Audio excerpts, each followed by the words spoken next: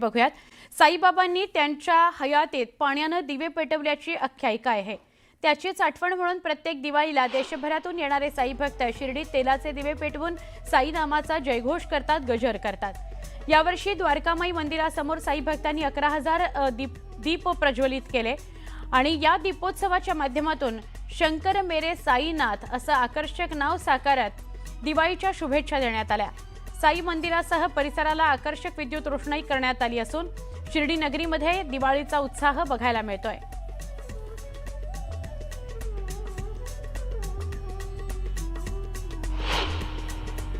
खरं तर ज्यावेळेस साईबाबा हयातीत होते त्यावेळेस त्यांनी पाण्याने दिवे पेटवले आणि त्यामुळे संपूर्ण विश्वाला साक्षात्कार दिला।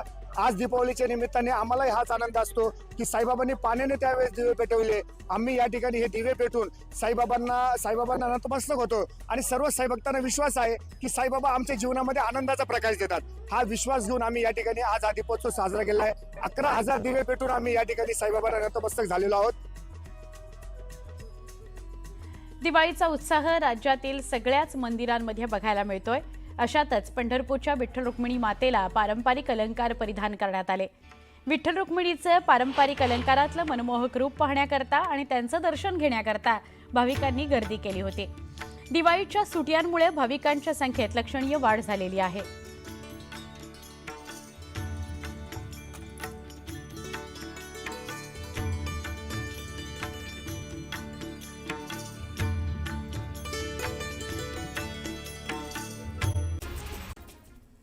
आपण ही थेट दृश्य बघतोय।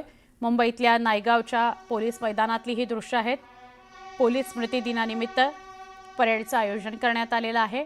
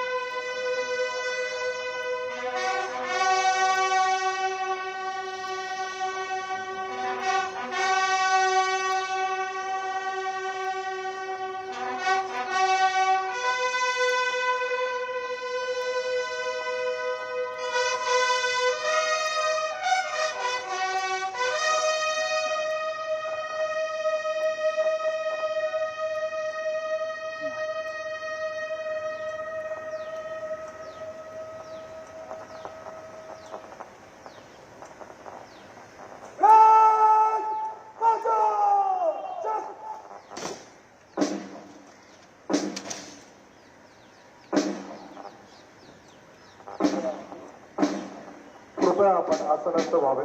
Please be seated. मैं भारतवर्ष का हरदम अमिट सम्मान करता हूँ। यहाँ की चांदनी मिट्टी का ही गुणगान करता हूँ। मुझे चिंता नहीं है स्वर्ग जाकर। महापालिकेतील बदली बढती घोटाळ्याची SIT मार्फत चौकशी करा असं आमदार सुनील प्रभू यांनी मुख्यमंत्री देवेंद्र फडणवीस यांच्याकडे पत्राद्वारे मागणी केलेली आहे। पदोन्नती आणि बदली घोटाळ्यामध्ये झालेल्या गैरप्रकारांमध्ये आर्थिक देवाणघेवाण झाल्याचा संशय असल्याने याबाबत आर्थिक गुन्हे शाखेकडे तपासाची मागणी करणार असल्याची माहिती आमदार सुनील प्रभू यांनी दिली आहे। वतनदारी बंद केली म्हणून संभाजीराजे सासऱ्यांकडून मारले गेले। नाव जरी औरंगजेबाचं असलं तरी संभाजी राजांच्या मृत्यूला सासरे कारणीभूत आहेत असं वादग्रस्त विधान बच्चू कडू यांनी केलं। वतनदारीसाठी आपल्याच लोकांनी आपल्याला लुटलं असं देखील बच्चू कडू म्हणाले। बच्चू कडूंच्या या विधानामुळे राजकारण तापलेलं आहे। म्हणून एक वतनदार राहायचा। 4 क्विंटल आम्ही पाहिजे कापूस विकला तर 2 क्विंटल त्याला विकला नाही दिला तर पुरी बाळी उचलून घेऊन हे वतनदार होते, आमचेच होते ना, दुसरे कोण होते रे? त्या वतनदारीतून गुलामशाही चालायची, आदिलशाही चालायची, निजामशाही चालायची। पण ही वतनदारी बंद केली म्हणूनच तर संभाजी राजा सासऱ्याकडून मारला गेला रे.